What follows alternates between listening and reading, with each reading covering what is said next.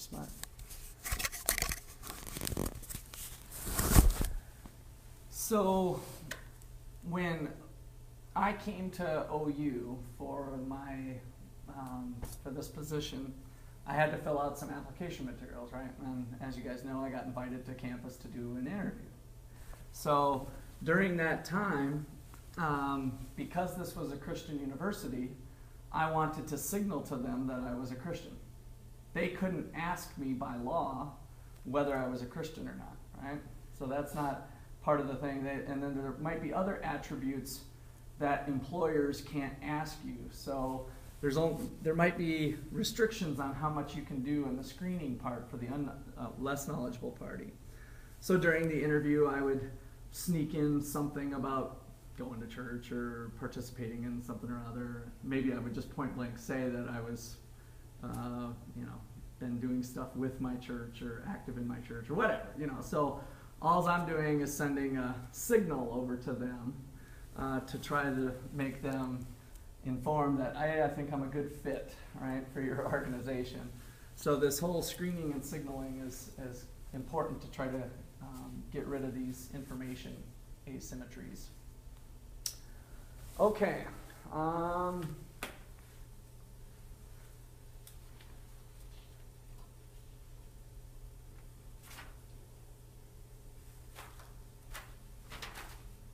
So questions or comments on that? How would you test this over a question like this for the test? Would it just be similar in your desk as, who's signaling what, or? Yeah. You know what I'm saying? Like in that situation, you'd probably have to say who's doing the signal and who's doing the screen or whatever. And is it a screen? So basically the thing to remember is the less knowledgeable party is doing the screen. Yeah. Okay. So the income part of the test, is it going to end up being more like a short answer? For this test, it might be a little bit more. Yeah, there wasn't quite as much, cranking out equation type stuff for this one. So yeah, but similar to again the short answer and just like before, similar format. Wednesday at 1.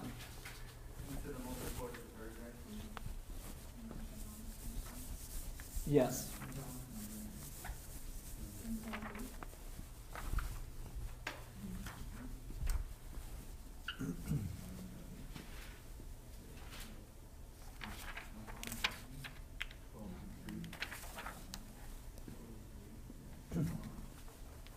So let me put up the adverse selection definition here, because that was the last one that we didn't talk quite as much about.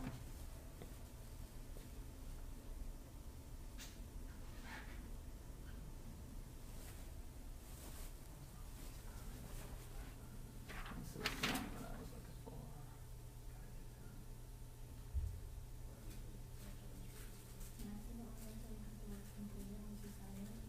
Yeah, like it's only open from 12 to 3. But once you start it, But once you start, yeah, you have to.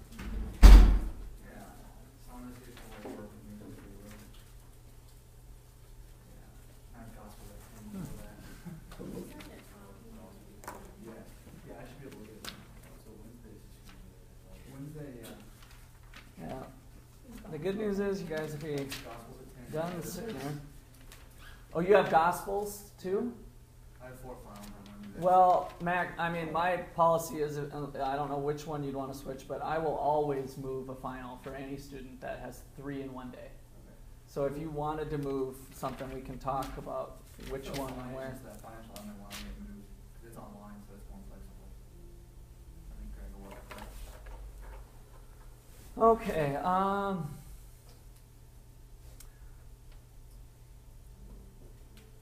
wow, I really don't like the textbook definition of adverse selection. Or they even thought- The textbook did have screening. They had screening, you remember that too? Okay. Well, let me do adverse selection since we're using this textbook, but I'm going to add a little bit more.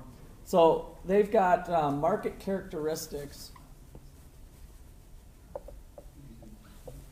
Market characteristics lead to more low quality goods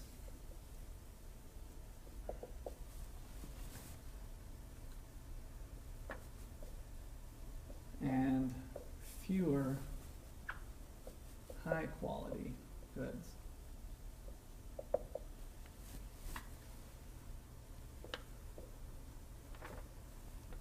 Being put on the market.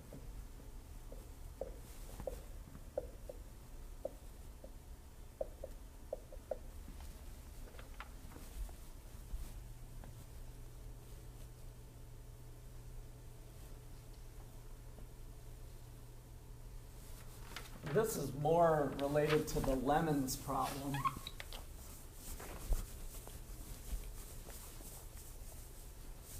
That we went over with the computer, the high quality computer and the low quality computer. I can't say I really like that definition, but so let me add that as a bullet here. The lemons problem.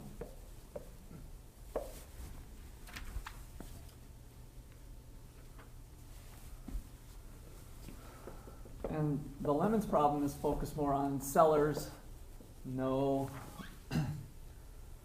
more about the quality than the buyer.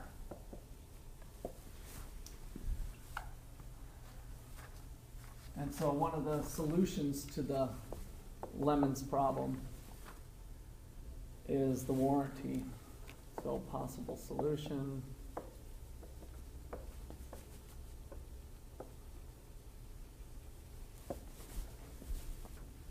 Some sort of warranty. Another solution would be an inspection.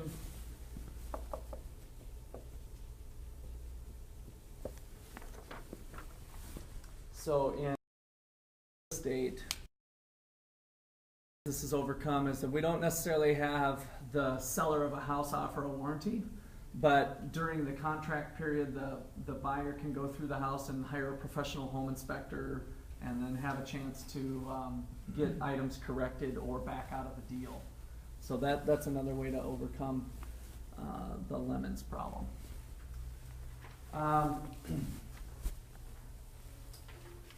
So I guess I'm going to just give you a little bit, I've said it verbally here, but I'm going to give you a little bit more on adverse selection. So I'm going to put one more bullet. I'm guessing the text defines this a little bit better here, but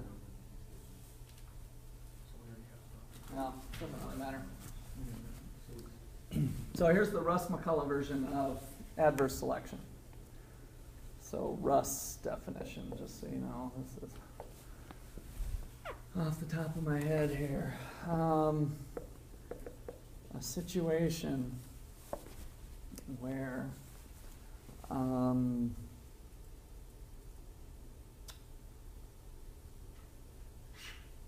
buyers or sellers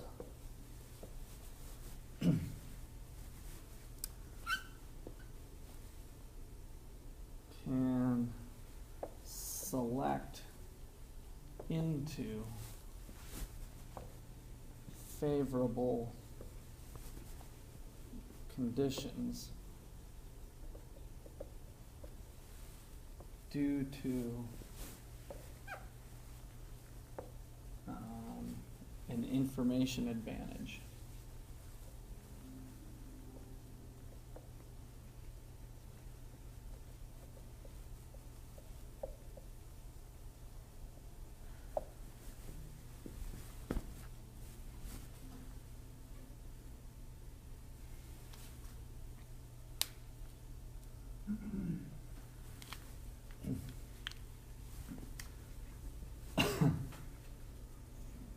So I maybe should have worked in the pre-contract thing here, but since they're selecting themselves into something beforehand, that's the whole point of it. What's kind of interesting here is maybe this definition, since you guys are in entrepreneurial, sounds kind of close to what goes on with the entrepreneur. right?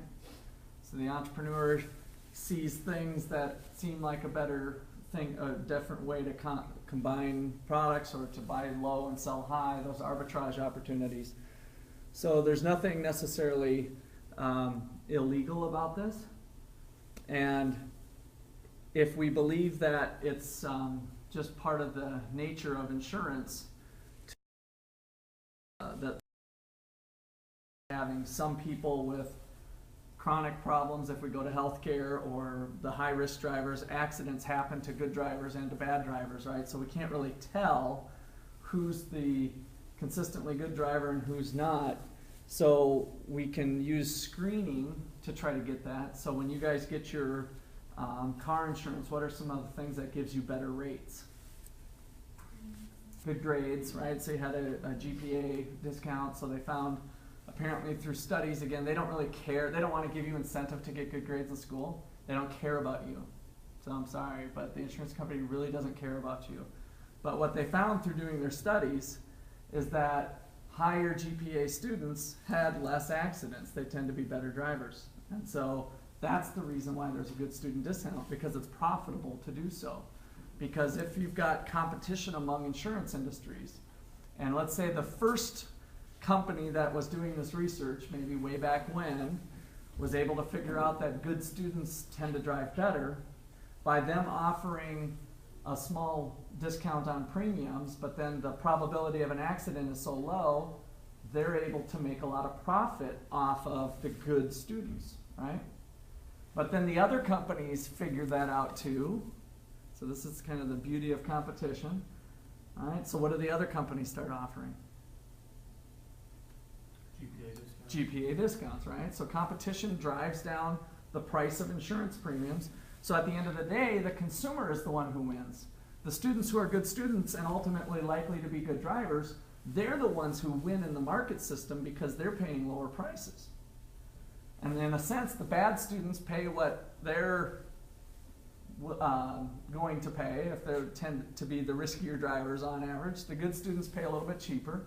Again, they're not huge differences, right? What are they? 10%, 10 bucks, $10 a year. It's not a huge difference. But in the big insurance game, it is, right? If you're getting all the students throughout the nation and it's 10 bucks, 10 times a million is 10 million. So that could be some big dollars.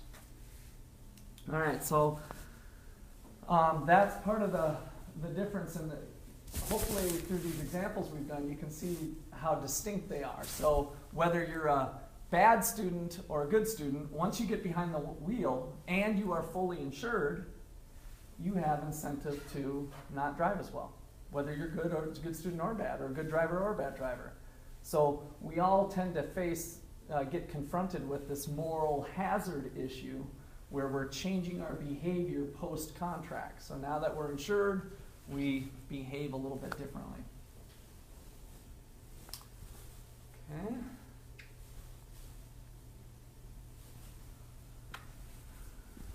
All right. Let's talk a little bit about 17. Would you put like situations that have distinguish between a moral hazard and intersection? Possibly. I mean, that's possibly fair game to say what is moral hazard and what is principal agent. I mean, these are all three distinct things that are really the heart of the whole chapter. So yeah. Is there any situation where it can be like two of them at the same time? Oh, for sure, yeah. I mean, in the insurance scheme, well, I guess this is before we get into bed with each other, right? And this is after.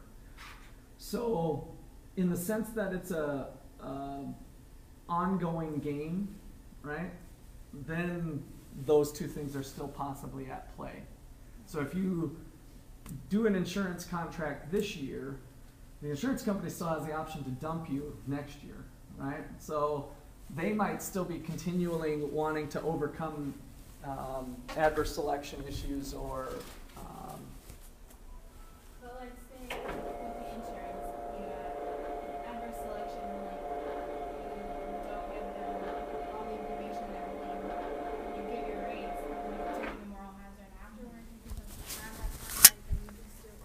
Oh, yeah. You could turn into a reckless driver. Right. Yeah. So moral hazard continues on for sure. Yeah. Isn't there a profession that studies like the probability of that happening? What's it called? Actuarial science. Actuarial, yeah. Is that where that comes in? That is what actuaries do. Yes, they study the probabilities of that stuff happening.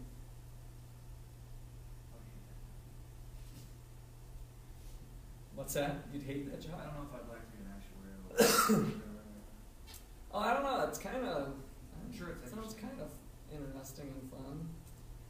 But they're just looking at how many people died from this, how many people, you know, and then calculating to the best using kind of high-end statistical analysis what is the best way to fend off against it. All right, so let's see. Is it this one? It sounds fun that I've talked to some of them who said that Yeah. jobs are boring as heck.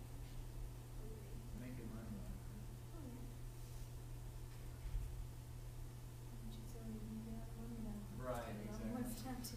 All right, I'm gonna kind of just blow through some of these overheads, and you guys feel free to stop me on stuff that you did. This is the homework that you did, Chapter 17.